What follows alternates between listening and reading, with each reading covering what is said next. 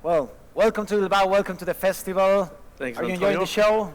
I love the show. I think you guys have done an amazing job here. You have a great energy.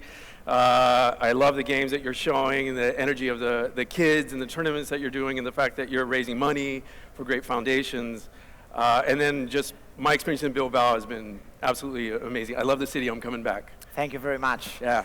Congratulations on your honorary award. The award that you're receiving comes from the innovative work you've done to push the boundaries of what games can tell and can do.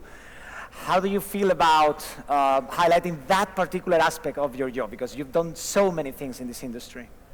Well, one, the reason I'm here, I usually don't take awards anymore, I guess, and the reason I'm here is because you guys have seen my career as a whole, rather than an individual game or an individual project. And I originally started going to award shows as just a way of giving back to the team or sort of presenting sort of a sense of, how do I say, like acknowledgement of the team's work and being able to be up there and being the voice for the people that I respect and admire so much that I'm lucky enough to work with. So this is interesting for me to be able to say, oh, this is about my contributions or what I've done myself, which seems a little selfish, and at the same time, I really, it's an opportunity that may not come again. So I really appreciate that you guys see my career as a whole and what I've done. So thank you. I'm a great fan of your games and of your work, and I feel that your approach, personally, and in Naughty Dog, as a studio, to games is a bit different than the approach of other studios. In the sense that many studios say to themselves, what can we do with this technology? While your approach looks more artistic, is I want to do this.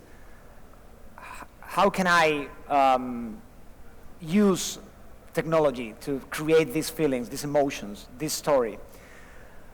Do you think that's really how you approach things, or that's me being a bit too artistic about that? No, I think the interesting thing about my time at Naughty Dog was that,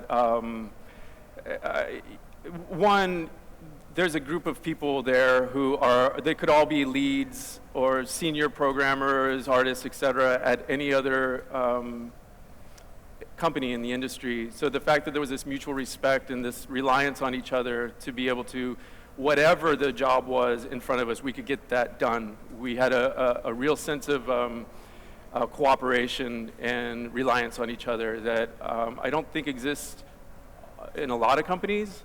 There's a hierarchy, and there's a structure of maybe juniors versus seniors, and Naughty Dog had a level of talent that I've never seen before. So we never thought about what the technology could do for the experience. We always thought about what experience we wanted to create. And I think we got very lucky also that Sony had supported Naughty Dog 100%.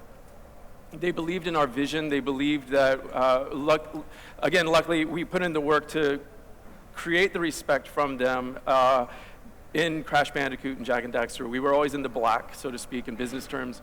And so they let us do what we wanted to do. And I've only approached games personally in a way that I only make games that I want to play. As a player myself, I would look at the industry, and a lot of times when I play a game, I kind of think about what's missing.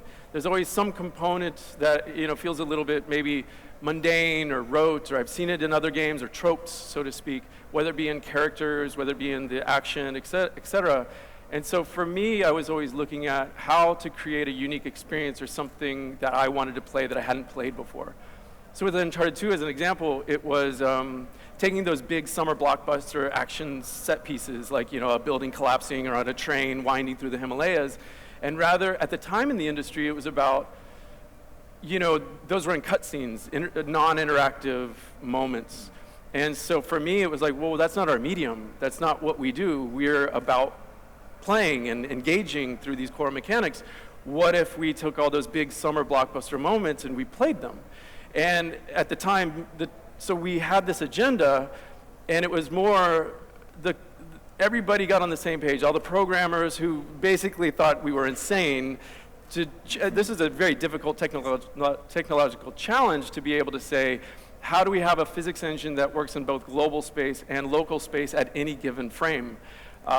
Sorry, tech jargon, but it's fine. They are gamers. They understand about this. But at the time, that was like a big deal, and so it took us the entire course of the project and the commitment of a whole team to say, yes, we are going to do that because we agree that the experience that we're going to deliver is going to be something that we believe in, and that we as players wanted to actually play that game.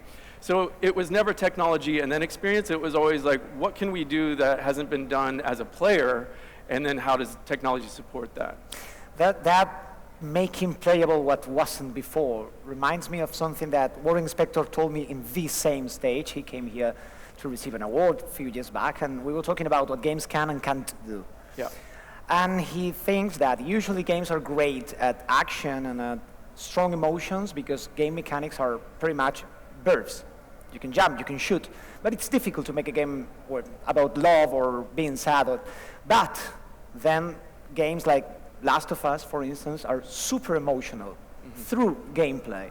How do you build that? Where do you start from to build that kind of experience where you can actually make players feel things through gameplay, not just through cutscenes and telling them what they should feel? I think that was something that I guess I'm proud of for the work from Uncharted 2 and then moving it into The Last of Us. The lessons that I learned in production from The Last of Us 2 is we saw that there was a problem. Like you hear people talk about Nathan Drake and the ludonarrative dissonance, the sort of dissonance between this character who's quippy and witty and fun-loving to his actions, which are murderous and, vile in a value system sort of way. And the problem was in the world building. The construction of the world of Uncharted didn't necessarily afford or allow for the obstacles of enemies that you need to kill in order to overcome.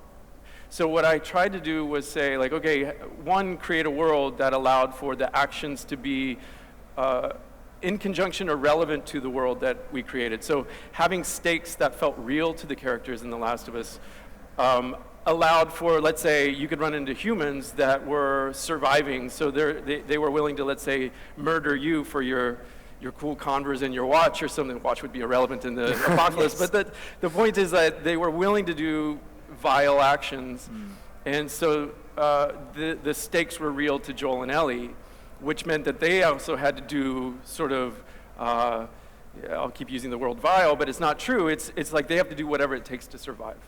And we also added a stealth component in there, so you could also escape almost every setup inside of The Last of Us without necessarily having to murder, but the tension still had to be there because we wanted to feel a palpable relationship with the world. What I was trying to do in both The Last of Us and Uncharted 2 was that each setup that I think about creating has a feeling to it. I hopefully, if I create like a defense sequence, it adds a certain amount of tension or suspense, maybe a bit of anxiety, because there's a time pressure and waves, etc. And then if there's an exploratory feeling or moving from a tight claustrophobic space into an expansive, saturated space, elicits a feeling in the player. And if I can think about what the character's arc is, and think about how setups are placed in alignment with that character arc, then hopefully I'm making you as the player in some way at least relate. Maybe you don't feel exactly what Nathan Drake or Joel are feeling, but hopefully you have some sense of empathy for those characters and what they're having to go through in that moment based on the ebb and flow of the setups that the gameplay creates. And then in the middle of this super intense action scenes, you find the giraffe in the park in The Last of Us. Yeah. That's, that's poetry. That's what poetry is, finding flowers in the trash can. It's contrast. It's trying to create two opposing things and bringing them together to create a deeper emotion. That was very powerful. How did you came up with that scene? We knew that we didn't want animals to turn into infected because we knew that there was some value in having some sense of purity in the world. So that's kind of the seed that got planted, is that we wanted to maintain some sort of purity or some source that we could go back to when we needed it. We didn't know how it was going to manifest, but we knew we wanted it at some point. It was initially a zebra. It was from a piece of concept art from a guy named Mache, who did an amazing zebra in a mall. And so we kind of evolved it from there, and we thought about what it would feel like to come across a sense of nature in that sense of a placid, simplified environment. So it all started with a very naive kind of concept of what nature brings. And then as we evolved the story, we're just slotting in sort of ideas that we came up in a room, kind of just Neil and I, with the door shut, plastering the wall with different ideas. And as we shaped the arc, we would just we saw things that, oh, right, animals, and it aligned perfectly with this moment after a harrowing moment that Ellie goes through, that it needed to bring some sense of hope. And the animals and the wildlife, et cetera, contrasted the dire straits and the horror that she just experienced to give her a sense of what she was thinking the whole time, which is like, there's got to be something more to this. So the animals were a manifestation, basically, of her thoughts. So we just had an idea, and it happened to slot in perfectly at that moment. And that with the ladder, also the ladder of being something that I believe in subversion of mechanics, and the fact that you can get the player invested in a rhythm or an expectation, and then if you could subvert or change that mechanic at the right story moment, I think that's a very powerful tool that we can use as designers to create impact. So the fact that I had boosted Tess, and I had boosted Ellie, and I had boosted people throughout the game, and at this moment I'm thinking, well, I'm going to, just like every other time, I'm going to boost her. But she's in her head, and she's kind of locked into like a stasis. She doesn't want to move forward. She's thinking too much.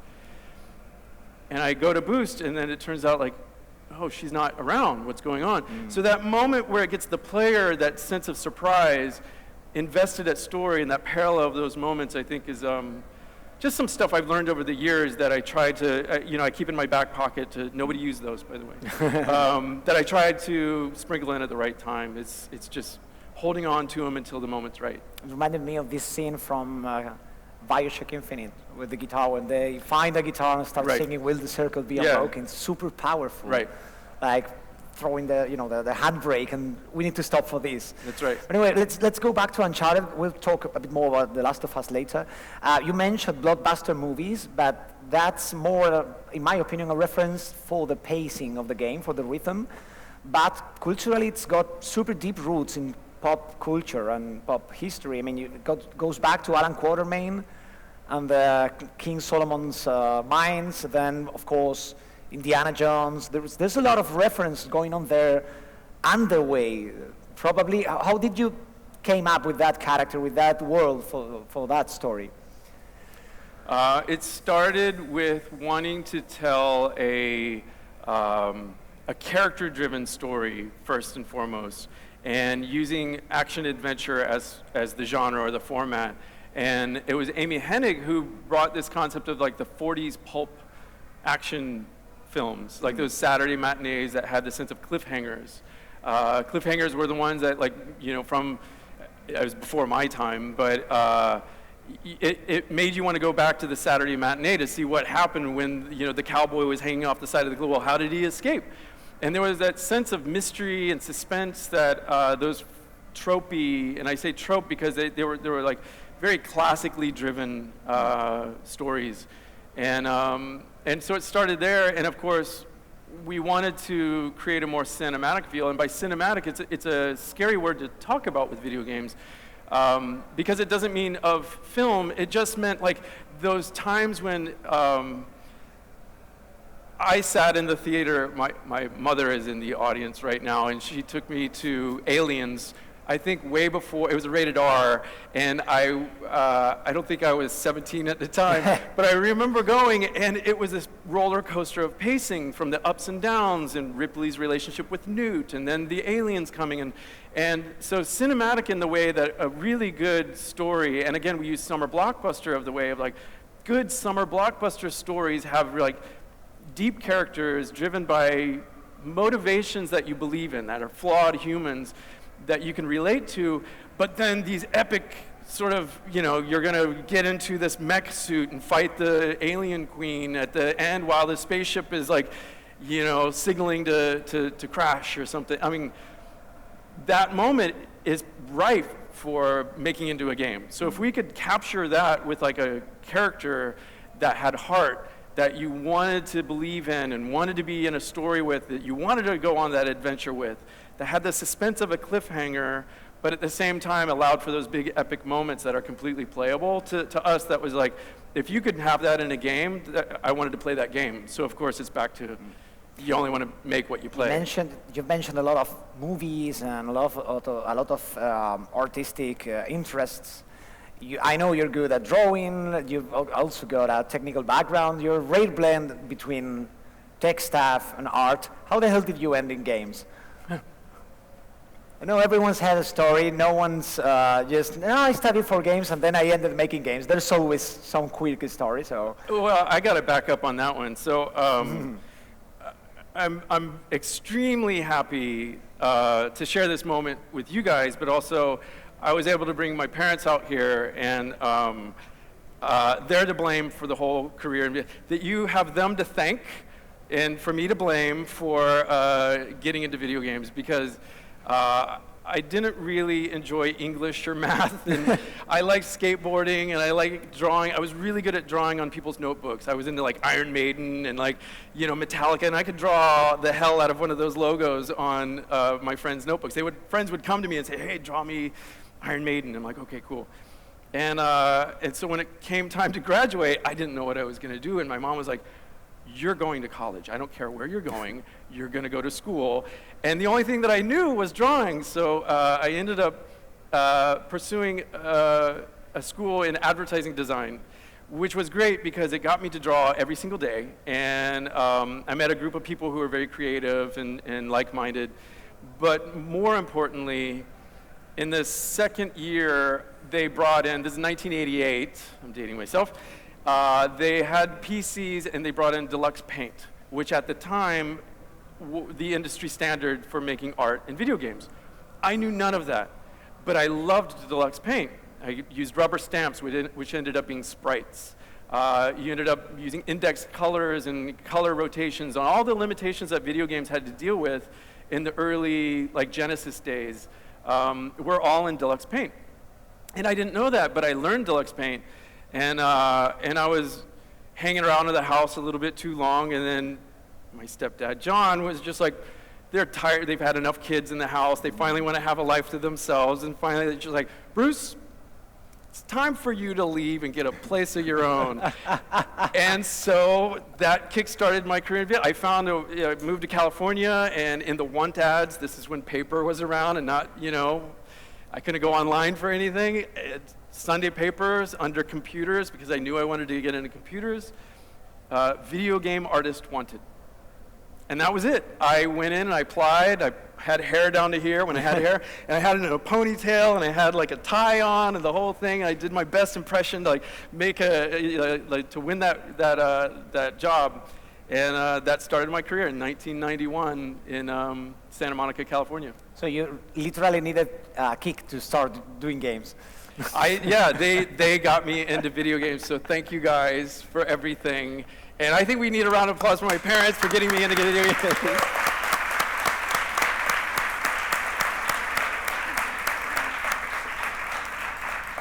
From every gamer in the world, bottom of their heart, thank you very much.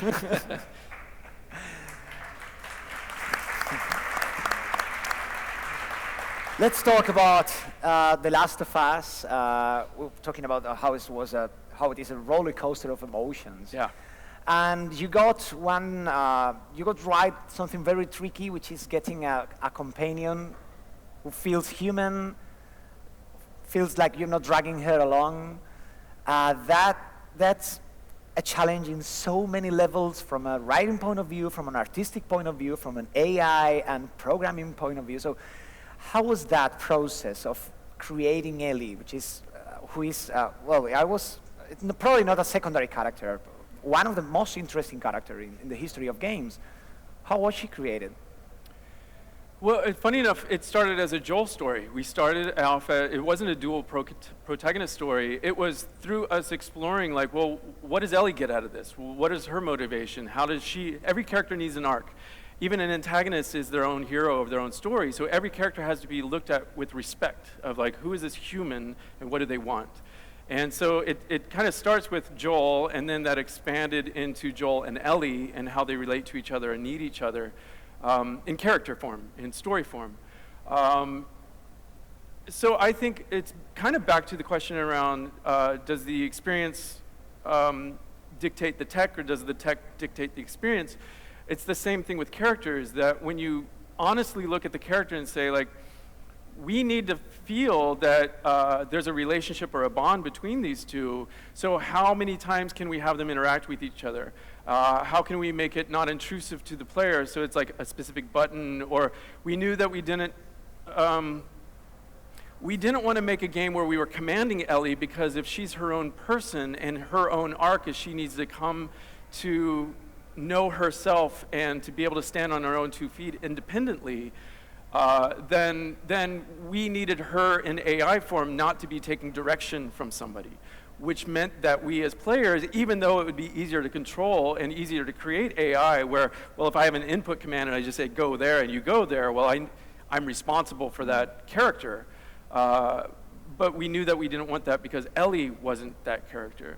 So I think that's one of the things that we always tried to do at Naughty Dog, and I still try to do to this day, is honor the soundness of the world, and don't just put cool things in because they're cool. Even though it might be cool, if it breaks the immersion or it breaks the experience in that moment, then it's not worth it, because we're trying to keep the player hooked at every single moment, and in empathy, in a state of flow in the gameplay, and empathy with the characters. So it starts with the characters and making sure that Ellie feels like she's a fully rounded character, that the gameplay doesn't get in the way, which now, thankfully, we had amazing teammates that were willing to go, like, I will take this challenge on to make a non-offensive AI character that's going to follow me for an entire game, which is a huge feat. And we got laughed at because we missed it in a couple spots, like when Ellie walks right in front of an enemy and you're like, Ellie, what are you doing? And that's just like the nature of tech at that time. Yes. In Uncharted 4, we tackled that in a different way, and it didn't happen, but at that time, that's the best we could do. You've sort of specialized in story-driven experiences, more linear than open. How would you approach an open world design from a narrative and artistic point of view, because you can't control the story that much? Maybe I wouldn't, but maybe, I don't know. I think it's a hard question. I think a lot of people are trying to answer it.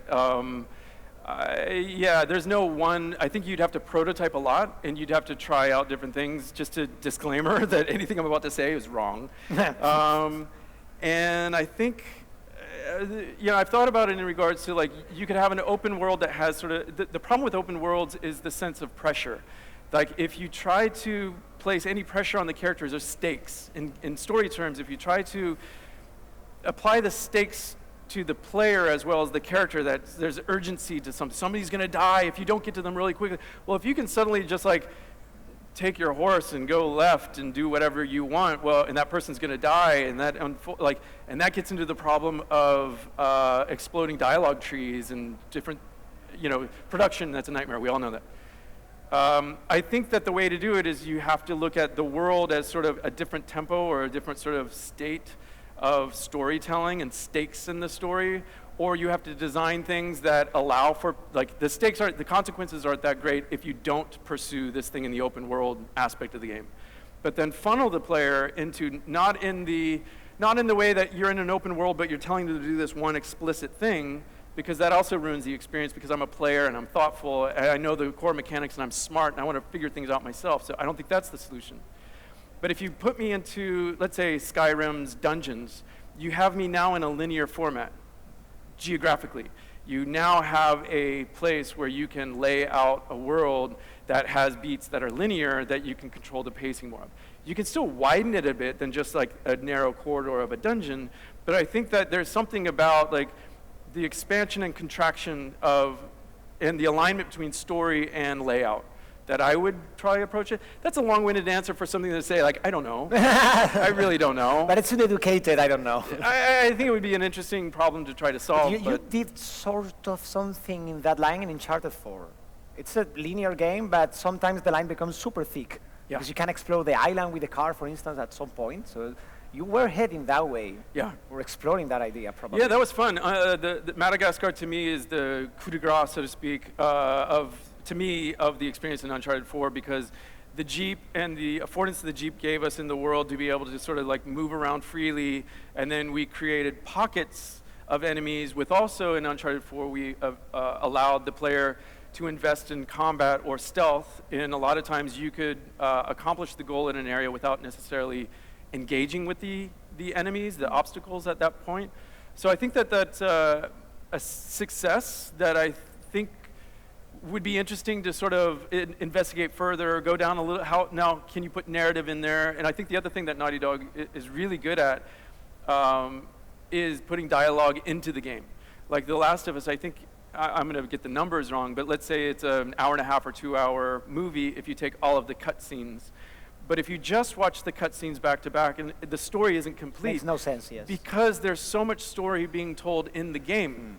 And so without, like, we basically had a rule in The Last of Us that said, we're only going to put things in the cutscenes when it's emotional and you need to make a strict point of getting personal with the characters.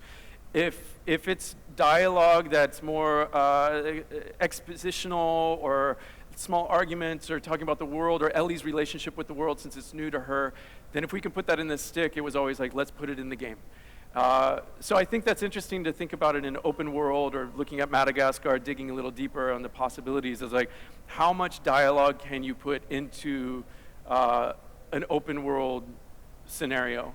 I think dialogue trees also are, hit and miss. Like some people are just turned off by dialogue trees, but I think Telltale Games did a really amazing job, I think, with the Walking Dead series that made me feel like I was really invested and really well performed and really invested in the characters and the story.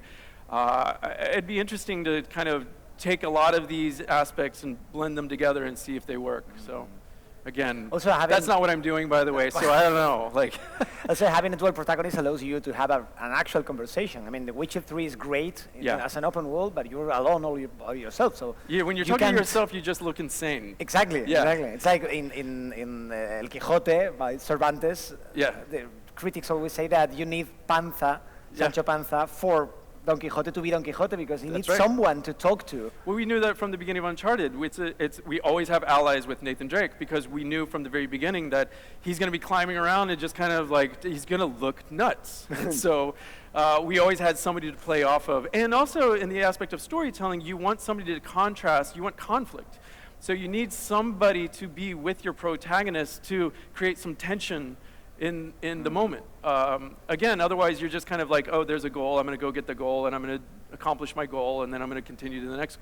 It's not a character-driven. That's our concept of narrative-driven or character-driven is that.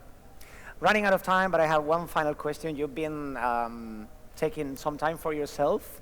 Now you're not that busy as you were before. Do you miss it? Do you miss the AAA pace and rhythm of living and working somehow, or probably in a better life now? Not one bit. I miss I have a lot of friends at Naughty Dog still, and I'll still go to like lunch with them or coffees or something. And I had a great time. Naughty Dog was an excellent experience. I've learned a ton being there. I think that I wouldn't be where I am today and have the possibilities that I have without the work that I put in and also the support that they gave me. And but I think that going back to something smaller sounds a lot better. And I think that trying to explore or take the things that I learned, but then kind of I always have to challenge myself. At some point, it feels like we always, just as humans, we just need something new. Otherwise, it just becomes the same old story, and I kind of know what the results are, and I need to have a challenge. And so for me, it's interesting to sort of take what I've learned and go like, okay, what does this look like going forward? How can I apply this in a new way that's challenging, but it also makes me feel like, you know, it doesn't come with, let's say, the workload or the responsibilities or the, well, I don't know about responsibilities, but it's definitely trying to get a different paradigm as far as the relationship between work and life. So we'll see how that pans out. Ask me in a couple of years how this works out. Well, ladies and gentlemen, Bruce Straley. Thank you. Thank you very much.